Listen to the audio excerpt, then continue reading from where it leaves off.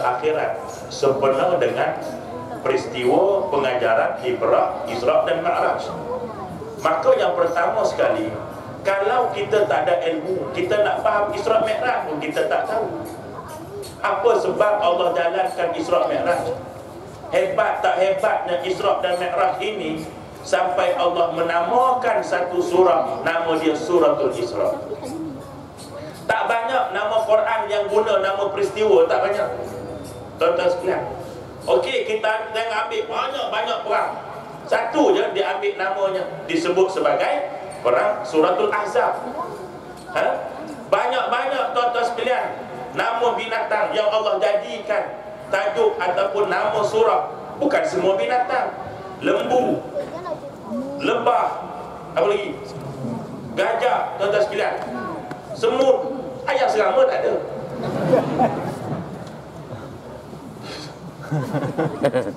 Walaupun orang kadang gila dengan ayam serama ni, kuku, tuan-tuan sekalian ya. Nak suruh dia bertemukan ekor dengan kepala tadi ni. Nah, rupanya dia terlupa. Dia suka ayam serama yang terbaik ni bila dia berdiri, ekor dia tu bertemu dengan kepala. Rupanya tuan-tuan sekalian, Allah juga di dalam Isra Mi'raj menggambarkan wanita dilipat kakinya hingga ke belakang kepala, lalu diikat dengan semata-mata kerana mendedahkan aurat. Kita suka tengok ayam yang bertembung antara ekor dengan kepala dalam masa yang sama. Kita lupa isteri kita juga macam ayam serama juga. Kita lupa bahawa dalam Isra Mi'raj ada peristiwa yang Allah gambarkan bahawa ini hukuman bagi orang perempuan yang mendedahkan aurat dia. Kita lupa. Begitu juga kita tengok nama-nama nama-nama orang dalam Quran, bukan semua nama jadi tajuk surah. Siapa saja tuan-tuan? Kebanyakannya nabi-nabi, Muhammad, Yunus, Ibrahim, Nuh, tuan-tuan sekalian.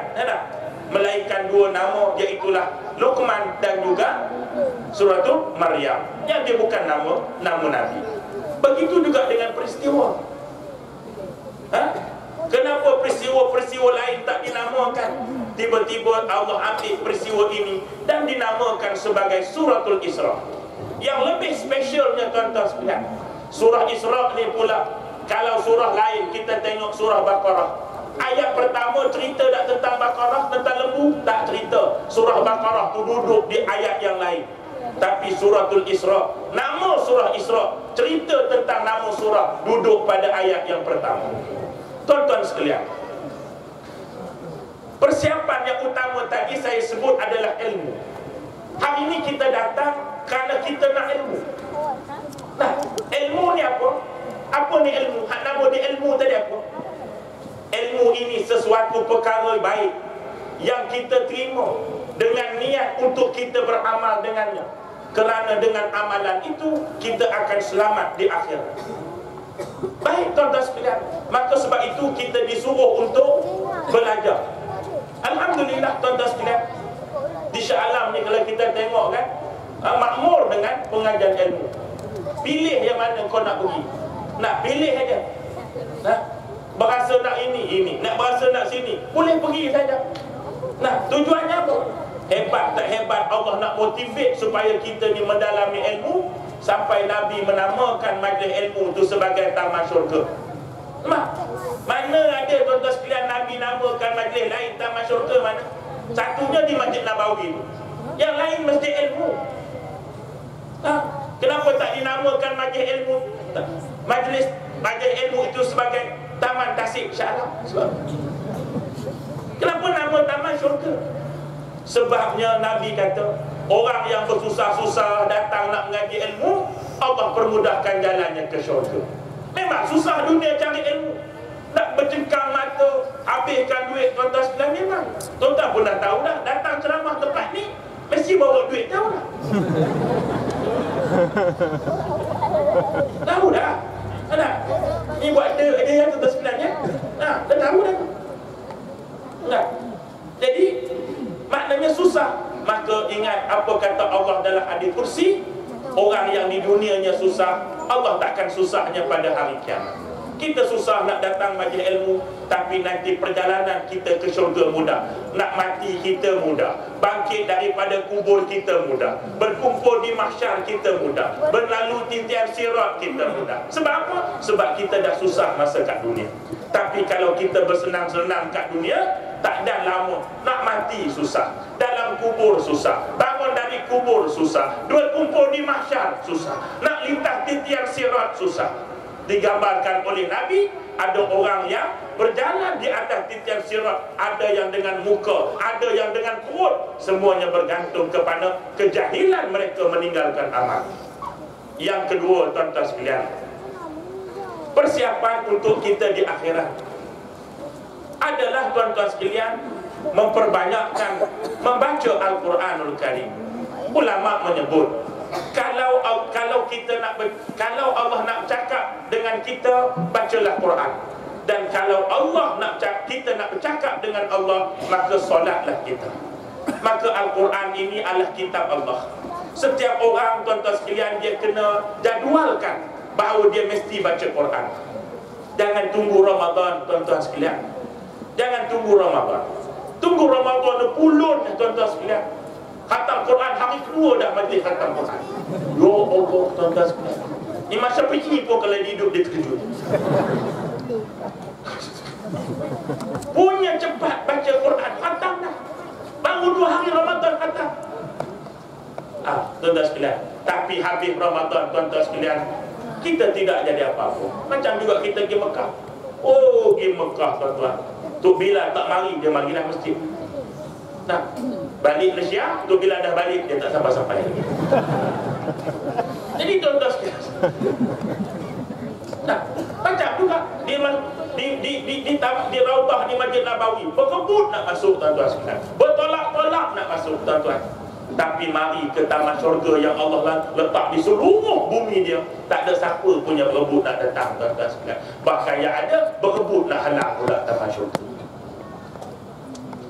Jadi ilmu. Yang kedua tadi baca Quran. Jadi bila nak baca Quran, kena ada ilmu baca Quran. Takkan kau membedal aja. Nah, alif lam mim, alamah. Alamah, tuan-tuan sekalian. Apa lagi? Jadi sebab itu, alhamdulillah, di sini ada talaqi Al-Quran. Datanglah, tuan-tuan sekalian. Nah, datang. Kalau tidak pun, tuan-tuan sekalian, carilah kelas-kelas masjid negeri ada, datanglah. Tak rugi kita baca Quran. Semua saya nak niatkan diri saya, bila kita baca Quran, niatkanlah. Tu guru saya pesan, kamu kalau baca Quran, niat untuk khatam.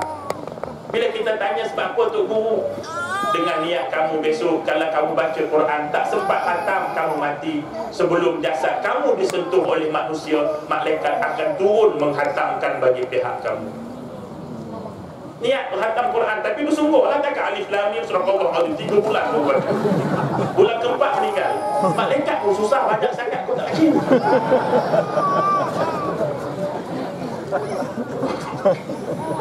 Patut-patutlah bro.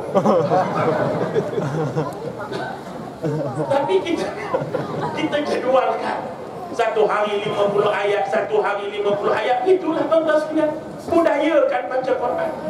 Nah, ini dah tuan-tuan sekalian, dalam rumah penuh tulisan ayat Quran.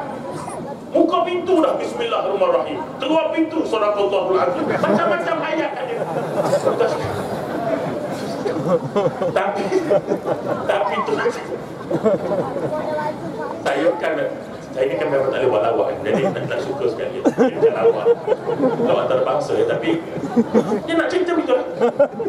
Tapi orang dalam rumah tu tak pernah baca Quran, sedangkan keharusan untuk meletak ayat-ayat Quran di rumah itu diharuskan letak, tuan-tuan sekalian. Hanya alasan bila tengok kita baca, tu je alasan yang mengharuskan kita letak ayat Quran di rumah, bukan untuk nampak cantik. Ulama khilaf itu boleh ke tak jadikan perhiasan. Yang diharuskan kerana tengok tu kita baca, tengok ada qul huwallahu ahad, kita baca sikit sebanyak kan, Masya Allah. Ini tengok sini gambar, semua tak ada Quran dah dah. Sini Doraemon, sini Dragon Ball, sini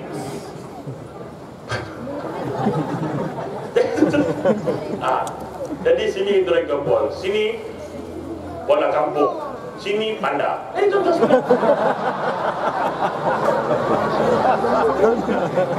Ini nak orang suka bahan. Itulah kita tak payah kita bazir duit untuk pergi China, untuk tengok panda. Sini dah boleh kan, alhamdulillah. Makan kos belanja. Jadi tuan-tuan sekalian, membaca Quran saya sebut tadi ni. Jadi bila kita selalu memudayakan baca Quran, insya-Allah tuan-tuan sekalian, paling-paling tidak pun kalau anak kita reti baca Quran, saya nak sebut sini tuan-tuan sekalian, Nabi SAW sebut, gembirakanlah orang yang nazak itu dengan berita yang bergembirakan mereka. Nabi kata orang yang nazak nak mati ni, gembirakan dia. Ulama kata maksud menggembirakan orang yang nazak ini ialah dengan membaca janji Allah. Maka janji Allah terdapat dalam Quran. Kita salah faham. Kita ingat menggembirakan orang nazak ni kita sebut hai dunia. Si isteri nak mati, suami dia kata, Minah kau jangan bimbanglah, anak-anak abang jaga semua. Kasih sayang kau dipatu di hati. Kata kita pada bini kita dah oha. Kita ingat itu menggembirakan dia dah? Belum tentu. Dia kenal lelaki dia siapa. Aku belum mati pun susah cari lah. Aku mati. Jangan ada budak-budak boleh suka. Jadi itu persoalan. Kita kena buat forum lain lah. Jadi maksud daripada menggembirakan tadi, kata ulama, ialah membaca Quran. Dan membaca Quran yang terbaik ialah keluar daripada manusia yang hidup. Bukan pasang keset, bukan pasang VCD, macam-macam lagu, sudis apa tak sudis. Tuan-tuan sekalian, kita belum rasa suasana itu kan? Kita belum rasa kan? Tapi kita ada baca tengok pengakuan seorang jururawat yang setiap hari berdepan dengan kematian. Memang waktu buat untuk orang mati, transit sekejap. Ada yang datang panggil dia, nak mari sini, boleh tak encik bacakan Quran untuk saya? Anak-anak datang tak baca Quran. Anak-anak datang keliling mak yang sakit, masing-masing dengan tablet, masing-masing dengan handphone. Mak sakit, Allah, bagaimana besok ni tuan-tuan sekalian? Kita duduk harapkan anak baca Quran, seorang pun tak baca. Ya, kita mengakui sebahagian kita tak pandai baca Quran kerana zaman lampau dia sebut tadi lah tuan-tuan sekalian. Tapi takkanlah kejahilan kita.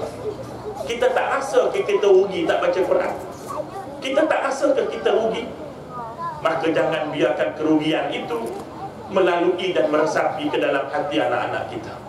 Tolong baca Quran, tolong belajar Quran, tolong pastikan ada anak kita yang boleh membacakan Al-Quran. Yang ketiga tuan-tuan sekalian, persiapan untuk mati adalah infak. Adalah infak. Semua orang tahu, orang Shah Alam ni saya tahu dah. Tu sedap nak mengajar orang Shah Alam ni susah, sudah suki sekarang. Nak ngajar besuk senang. Sebab orang dikir barat, dikir barat, dikir barat, dikir barat, barat dikir, dikir barat. Susah kan? Jadi kita boleh ceramah tajuk apa? Nak mati Shah Alam ini, calang-calang orang tak boleh ngajar tuan-tuan ni. Sebab apa? Tiap-tiap hari tuan-tuan belajar. Tiba-tiba kita nak cakap benda-benda hak biasa-biasa kan? Susah nak cakap. Jadi infak, tuan-tuan sekalian, Nabi kata bila kita mati, bila mati, 3 benda kan yang kita boleh bawa kan? Apa dia? Sedekah jariah. Tahulah kan? Tapi tak apalah, majlis forum kita ni, ustaz bertanya, ustaz menjawab. Jadi korang jangan jawab. Yang pertama, sedekah jariah. Yang kedua, ilmu manfaat. Yang ketiga, anak yang soleh. Baik, saya nak tanya tuan-tuan, kenapa anak yang soleh duduk nombor 3? Kenapa tak letak nombor 1? Nabi bukan letak saja-saja tu. Mesti ada sebab. Nampak? Tu kita tengok kat luar tu gambar tu kan. Dia besar gambar Sada Suki. Mesti ada sebab letak gambar di situ. Mesti ada sebab. Kenapa dia tak gambar pandang? Ada sebab. Kalau Ustaz Dasuki pun letak gambar dekat situ, ada sebab. Takkan Nabi boleh susun ranking itu? Tak ada sebab.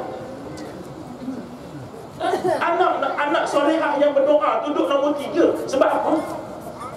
Sebab dia adalah bonus. Tak semua anak yang akan jadi anak yang soleh. Sejarah membuktikan anak Nabi Nuh kufur. Anak Nabi Allah Lut kufur kepada ajaran bapa. Anak kita macam mana? Apa jaminan anak kita akan jadi anak yang soleh? Apa jaminan? Sebab itu Allah meletakkan anak yang soleh duduk nombor 3. Kalau ada, alhamdulillah. Kalau tak ada, 2 yang di atas itu kita yang mencipta. Sedekah jariah, kita yang cipta. Takkan derma RM1, rokok RM10. Apa lu nak jawab depan Tuhan? Saya dah derma dah RM2. Rokok kau pun RM10. Derma RM2, dah lah RM2. Duit koyak.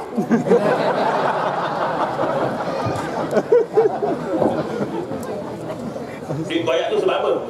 Sebab tadi beli rokok, kedai rokok tak terima sebab dia koyak. Dia kata pasal buang-buang, termalah ketipu Nabawi. Itu tak payah panggil Syekh Yusuf Qardawi datang nak jawab soalan tu boleh ke tak? Ni Ustaz Kamal Al-Qardawi.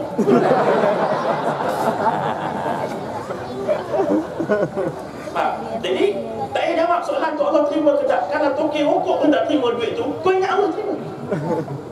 Boleh jawab tak? Begitu. Jadi apa tu tadi, sedekah jariah kita yang cipta. Anak yang soleh, kalau tak ada anak soleh pun tak apa. Sedekah jariah tadi kita yang cipta. Ilmu yang manfaat, tuan-tuan, kita boleh cipta. Kita ada masa ruang yang banyak. Dulu tak apalah, masa kerja tak sempat Ustaz, balik pukul 5 dengan jam lagi. Tak apalah tuan-tuan sekalian, Allah habiskan panjangkan umur kita. Nak raih alasan kita tadi ni sebab tu pejabat balik lambat. Allah panjangkan umur sampai 60 tuan-tuan. Setakat ni pencen 60 ke atas tu tuan-tuan sekalian jarang sangat dah. Umur 60 tak datang juga majlis ilmu. Apa alasan pula? Apa alasan? Engkau sendiri pun tak tahu nak jawab. Dah macam mana? Depan saya tak pun jawab, depan Tuhan. Ni muka saya okey. Tuan-tuan sekalian, kalau muka malaikat, muka nakir. Yang Nabi kata matanya macam ada api, suaranya macam halilintar. Pemegang pukulnya itu kalau dipukul ke dunia ini, habis bukit yang paling besar pun hancur. Apa kita nak jawab? Kita boleh beralasan dengan 1000 alasan. Tak boleh datang Ustaz, 60 tahun tak ada orang nak bawa. Ingat, jawab satu je soalan. Alasan itu Allah terima ke tak? Kita boleh alasan tadi. Yang perempuan tak nak tutup aurat, tak nak pakai tudung. Sebab apa? Tangguh rambut berbuah. Tu rambut berbuah, basah-basah pakai tudung, rambut berbuah. Macam-macam buat tu, strawberry, lampan. Tapi alasan itu Allah terima ke tak? Ini persoalan dia. Jadi tuan-tuan sekalian, infaklah sebanyak mungkin. Nabi dah sebut tidak ada orang yang miskin dengan kerana infak. Allah dalam hadis kursi menyebut, infaklah kepada aku, nescaya aku akan menginfakkan kepada kamu. Memang tuan-tuan sekalian, nak infak dalam zaman yang barang harga mahal ini memang tuan-tuan ada. Tuan-tuan sekalian, ingat senang. Nah, saya selalu sebut dalam kuliah saya kan, Piramli sebut lama kan. Susahnya nak derma getah. Ketiga anak dia disihir oleh John Labi. Dia kena sihir kan. Semua bomoh dukun tak mau jadi. Si Labu dapat 1 biji batu dalam bubuhlah air, kacau-kacau, sapu ke muka, anak Haji Bakhir. Akhirnya sembuh. Apa Haji Bakhir cakap? Labu, kau minta apa saja, asalkan jangan duit saja. Maknanya apa? Susahnya untuk nak infak harta. Sebab itu Allah terpaksa beri motivasi. Infak ni macam sebiji benih, cabang 7 cabang, 1 cabang 100. Sebab apa? Nak suruh orang derma, nak suruh orang infak. Tuan-tuan sekalian, tidak ada. Dan orang yang berinfak akan dijamin Allah Ta'ala tidak akan mempaput kedanakan dia. Yakinlah tuan-tuan sekalian. Dan yang terakhir tuan-tuan sekalian, persiapan untuk bertemu dengan akhirat. Ingat 14 perkara yang disebut dalam Isra' Mi'raj tadi. Kenapa 14 perkara? Dosa ni 14 benda ke dia? Tak, yang 14 ini mewakili tuan-tuan sekalian perkara yang mudah manusia terjerumus ke dalamnya. Ada yang Nabi kata apa tadi ni? Memakan daging perutnya sendiri. Apa kesalahannya? Dia memakan riba. Hari ini riba begitu susah untuk kita elak kalau dia bukan dengan kekuatan iman. Dan yang terakhir tuan-tuan sekalian, Allah Subhanahu wa ta'ala menjadikan kemuncak daripada peristiwa Isra' Mi'raj itu Nabi dapat semayang. Menunjukkan kepada kita semayang ini tuan-tuan sekalian satu perkara yang terpenting dalam kehidupan kita. Sehingga Nabi nak ajak kita, nak suruh semayang, nak bagi orang ni semayang, 7 tahun dah kena ajar. Puasa Nabi tak sebut umur berapa. Bayar zakat Nabi tak suruh ajar umur berapa. Pergi haji Nabi tak ajar umur berapa. Tapi bila bab semayang, Nabi kata 7 tahun kamu dah kena ajar. Hari ini bagaimana sikap kita dengan cucu kita yang 7 tahun? Kita hanya kejut, bangun pergi sekolah. Kenapa tak sebut bangun semayang subuh?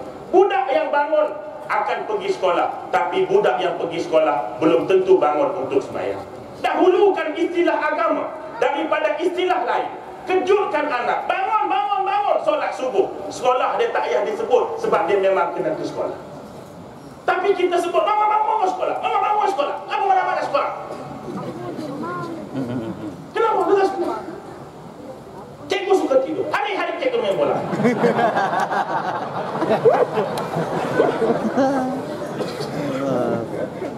Ini kesilapan kita. Anak 7 tahun, cucu 7 tahun, kita kejut suruh pergi sekolah. Kejut subuh.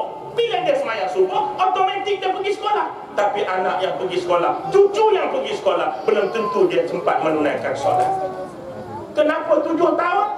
Kerana kalau kita berjaya bentuk 7 tahun dia tak tinggal solat, insya-Allah bila dia dewasa, solat telah menjadi suatu yang dianggap perkara yang penting bagi kehidupan dia. Sebagai kesimpulannya tuan-tuan sekalian, nak memenuhi permintaan Sabda Suci.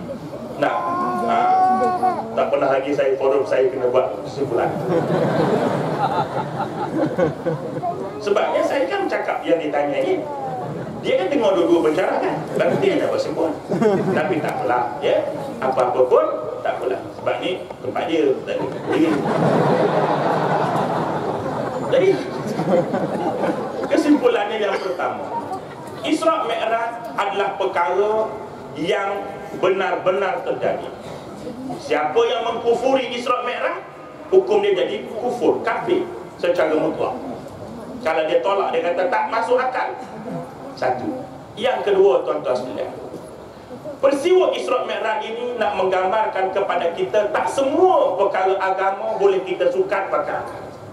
Allah saja dia datangkan Isra' Mi'raj pada waktu malam. Mari kita tengok kaitannya. Apa lagi yang Allah turunkan pada waktu malam? Ialah Al-Quran. Betul tak? Allah Ta'ala kata kami bawa turun Lailatan Mubarakah. Kami bawa turun Quran pada malam yang penuh keberkatan. Isra' Mi'raj juga Subhanallazi asra bi abdihi laila, dilakukan juga pada waktu malam. Dan Nabi Allah Musa alaihi salam yang disebut taklimah, berkata-kata dengan Allah juga pada waktu malam. Kenapa? Kenapa tak dibuat Isra' Mi'raj waktu siang supaya orang boleh tengok Nabi berjalan? Barulah tak banyak songong. Kenapa dibuat waktu malam? Allah nak beritahu, yang aku nak bukan waktunya. Yang aku nak kamu terima apa yang aku perlakukan. Bermakna tidak semua perkara agama boleh kita sukat dengan akal. Tolong jangan sukat syariat Allah berdasarkan akal. Ada hikmah di sebalik persyariatan Allah Ta'ala. Ada sebab. Dua. Yang ketiganya tuan-tuan sekalian, Isra' Mi'raj mengingatkan kita kepada bumi yang penuh, yang menjadi kiblat pertama, yang disebut dalam Quran Barakna haulahu, yang Allah berkati bumi di sekitarnya. Ibnu Katsir dalam tafsirnya mengatakan makna haulahu itu ialah disebut sebagai bumi Syam, yang di dalamnya termasuk Palestin, di dalam termasuknya Syria, di dalam termasuknya Jordan. Tuan-tuan sekalian, itu pendapat yang diberikan oleh Ibnu Katsir. Haulahu, kenapa diberkati bumi itu? Ulama mengatakan kerana bumi Aqsa ataupun Baitul Maqdis tidak ada satu inci pun tanah tidak dipijak oleh para rasul dan nabi alaihi wassalatu wassalam. Keberkatan yang ada di bumi Palestin. Maka ingatlah tuan-tuan sekalian bahawa apa kata Sayyidina Umar? Umar mengatakan orang yang duduk di bumi Aqsa sudah dianggap berjihad di jalan Allah Subhanahu wa taala. Sebab apa? Orang yang duduk di sekitar Aqsa bila-bila masa saja boleh dibunuh, bila-bila masa saja rumah mereka boleh dirampas. Mereka duduk kerana mereka yakin ini bumi Allah yang wajib untuk mereka pertahankan. Maka apa sumbangan kita untuk membantu perjuangan mereka? Takkan hari-hari kita doa untuk diri kita saja. Ya Allah kayakan aku, ya Allah sehatkan aku, ya Allah mewahkan aku, ya Allah jadikan anak aku soleh. Bagaimana saudara kita di Palestin? Paling tidak doakan mereka diberi kesabaran, ketabahan untuk berdepan dengan ujian ini. Betul Nabi kata, "Malam yahtamma bi amrul muslimin." Orang yang tidak ambil peduli akan urusan dan masalah orang Islam yang lain, dia tidak termasuk di kalanganku, kata Nabi. Apa guna kita sambut Isra Mi'raj yang melibatkan Nabi secara tubuh dan juga roh dan juga jasad, tiba-tiba kita membelakangkan apa yang diperintah oleh Nabi. Dan yang paling akhir, tuan-tuan sekalian, jangan kita cari waktu lapang untuk kita beramal, tetapi kitalah yang berusaha melapangkan waktu agar ada masa untuk beramal. Kerana apa? Kerana mati tidak menunggu kita bersedia, tetapi kita yang kena bersedia berdepan dengan kematian. Mati tak datang selepas kita semayang. Mati boleh datang ketika kita melewatkan semayang tanpa izin syarak. Mati boleh datang bukan selepas kita bayar zakat. Mati boleh datang ketika kita cari alasan untuk tidak membayar zakat. Mati tidak datang hanya kita sedang menutup aurat. Mati boleh datang ketika kita berkeman pergi bela roti kat penggali. Jadi tuan-tuan sekalian, kita lah yang akan memikir macam mana nak berdepan kematian. Kerana kematian boleh datang bila-bila. Pastikan kematian itu disebut kita tak payah, kita tak tahu di mana kita mati. Nah, tak tahu mana mati kan? Tak tahu. Bila mati pun tak tahu. Semua Allah dah tentu. Tapi bagaimana kita mati, itu kita yang menentukan. Sebab itu mati di mana tak penting. Bila mati tak penting. Sebab kita dah, benda tu dah ditentu oleh Allah. Tetapi bagaimana nak mati, itu kita yang tentukan. Wala tamutunna illa wa antum muslimun. Kamu jangan mati, kata Allah, melainkan kamu berpegang teguh dan beramal dengan syariat Allah Subhanahu wa taala. Saya mewakili Ustaz Dr. Ridwan dan diri saya, sebab sudah sikit saya wakil sebab dia akan cakap sekali. Kalau ada yang terlanjur perkataan, terlepas bicara, anggaplah itu kelemahan kami. Yang penting butir-butir yang baik datang daripada Allah, tidak datang daripada kami. Kami sekadar memenuhkan tanggungjawab agar tidak dipersoalkan oleh Allah Subhanahu wa taala. Aqulu qauli hadza wa astaghfirullahal azim li wa lakum wa lisa'il muslimina wal muslimat wal mu'minina wal mu'minat fastaghfiruh fa fawzal mustaghfirin wa ya najat taibin. Wassalamu alaikum warahmatullahi wabarakatuh. Alhamdulillah, kita telah mendengar kesimpulan yang cukup cantik dan cukup baik. Dan memang sesuai pun Ana minta supaya Ustaz Kamal simpulkan. Simpulan dia macam simpulan mati terus. Dan Alhamdulillah kita telah dengar apa yang telah disebut dan kita boleh nampak gambaran tentang betapa besarnya nilai Isra Mi'raj ini. Setelah mana dalam suasana kehidupan kita saat sekarang ini, kita hampir-hampir lupa sahaja tentang peristiwa-peristiwa yang besar dalam kehidupan Nabi Muhammad SAW dan juga dalam kehidupan kita umat Nabi Muhammad ini. Di saat mana kita diuji dengan berbagai-bagai ujian, tiba-tiba kita berada dalam bulan Rejab dan kita berada dalam bulan Syaban, dan di saat kita tahu bulan Rejab ini bulan yang diuji oleh Allah pada Nabi Muhammad sallallahu alaihi wasallam, ujian yang besar sehingga kan digelarkan dengan Am Huzn, tahun duka cita bagi Rasulullah, saat mana wafatnya Khadijah binti Khuwailid dan juga Abu Talib, dua orang yang besar dalam hidup Rasulullah sallallahu alaihi wasallam. Lalu Allah jadikan peristiwa Isra Mi'raj dengan tujuan apa dia? Tujuan nak ingatkan diri kita bahawa jangan kamu bimbang, dunia ini jangan kamu risau, kerana kamu sedang berjalan untuk menuju ke akhirat Allah. Kerana kita sedang bergerak menuju ke akhirat Allah. Apa pun yang kita dapat di dunia, semuanya kita akan tinggal. Tetapi yang kita kena dapatkan dalam hidup kita, bagaimana yang kita perlu lakukan dalam hidup kita untuk kita bawa kepada mahsyar Allah Subhanahu wa taala. Cantik kesimpulan yang telah ditunjukkan dan telah disebut oleh Ustaz Kamal sebentar tadi, dan Nana tak cadang untuk memanjangkan lagi kalam percakapan dan perbincangan ini, dan insya-Allah kita hentikan forum kita ini pada kali yang pertama ini. Mudah-mudahan kita akan ketemu lagi dalam forum-forum yang akan datang, perbincangan ilmiah pada akan datang nanti. Dan kita harap supaya para hadirin sekalian boleh bagi sokongan dan bagi kekuatan bersama dan jadikan tempat ini medan ilmu, insya-Allah. Paling tidak kita boleh berkumpul seketika, dan pada malam ini Allah telah memberi pertolongan pada kita. Mengikut jangkaan, kita jangkakan pada malam ini merupakan hujan lebat. Dalam mengikut forecast yang kita perhati, hujan lebat. Alhamdulillah, tiba-tiba Allah gerakkan dan Allah jadikan kebaikan pada malam ini. Dan alhamdulillah Allah jadikan pada saat malam ini anda jangkakan lebih kurang 500 orang, tapi rasanya lebih daripada 500 orang yang hadir pada malam ini. Itu tak campur lagi dengan para malaikat Allah yang bersama dengan kita, yang jauh lebih banyak, dan kita hadir pada majlis ilmu sebegini. Dan kita harap supaya majlis ilmu begini subur di kalangan kita, dan perbincangan-perbincangan yang baik ini akan sentiasa berterusan dalam masyarakat kita, insya-Allah, bagi menyedarkan diri kita yang supaya kita tidak hanyut dalam kehidupan kita seharian. Para hadirin sekalian, untuk pengetahuan para hadirin sekalian, lepas pada ini kita akan terus salat Isyak, dan kita harap supaya ruang ini kita akan khususkan pada muslimin, dan muslimat boleh bergerak sebelah kiri, sebelah kanan saya ataupun kiri para hadirin sekalian, kerana ruang ini nampak terbatas.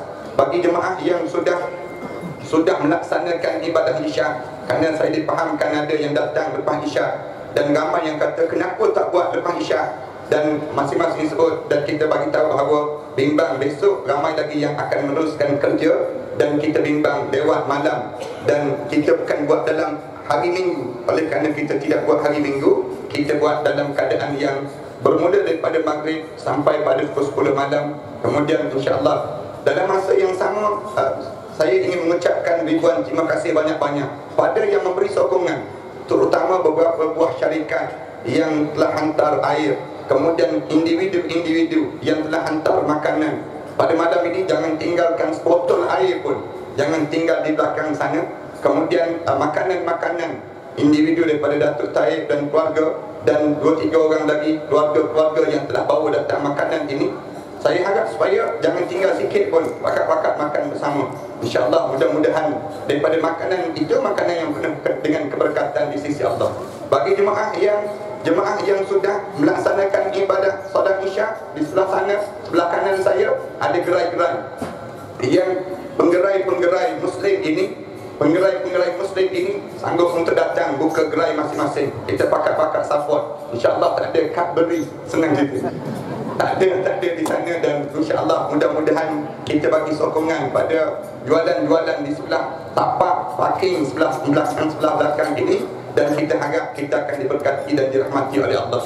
Jadi lepas pada ini, lepas semayang Isyak, kita minta supaya pakat-pakat makan makanan yang ada. Yang dah salat Isyak boleh terus ambil makanan yang ada ni. Cuma niat ni simpanlah sikit, nanti tak khusyuk orang semayang. Bimbang yang semayang tu dia sebut habis nanya aku. Jadi harap-harap insya-Allah kita pakat-pakat sempurnakan. Dan lepas pada solat Isyak, kita ada sambil-sambil kita makan, kita akan dihiasi dengan persembahan qasidah daripada anak-anak kita yang menghafal Quran di sini. Untuk pengetahuan para hadirin sekalian, yang menghafal Quran di sini hampir saja 100 orang. Belum lagi yang disebut dengan yang kita buka talaqi Al-Quran di sana bersama dengan Syekh Abdul Rahman yang di antara salah seorang yang dapat sanad terus dengan Rasulullah sallallahu alaihi wasallam, 7 orang yang terbaik di bumi Mesir.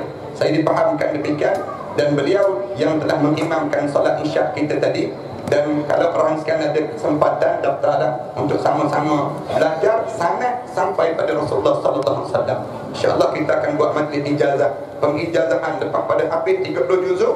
Kita akan ada sanad daripada nama kita Ahmad Dasuki, misalnya contohnya Ahmad Dasuki an Syekh Abdul Rahman an Rasulullah sallallahu alaihi wasallam.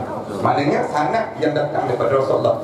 Dan sekali lagi saya ucapkan terima kasih banyak-banyak di atas sokongan yang diberikan ini. InsyaAllah kita akan terus solat isyak, dan jemaah muslimat kita harap supaya bergerak sebelah kanan bangunan ini, dan kita akan solat bersama insyaAllah. Misal dan jemaah-jemaah lelaki kita akan teruskan buat saf, dan kita tangguh dengan tasbih kafarah dan surah al-asr. Subhanakallahumma wa bihamdika asyhadu an la ilaha illa anta astaghfiruka wa atubu ilaik. Subhanakallahumma wa bihamdika asyhadu an la ilaha illa anta astaghfiruka wa atubu ilaik. Wal 'asr innal insana lafi khusr illa alladhina amanu wa 'amilus shalihat wa tawassaw bil haqq wa tawassaw bis sabr. Aku qali hadza wa astaghfirullah li wa lakum. Assalamualaikum warahmatullahi taala wabarakatuh. Betulkan sah.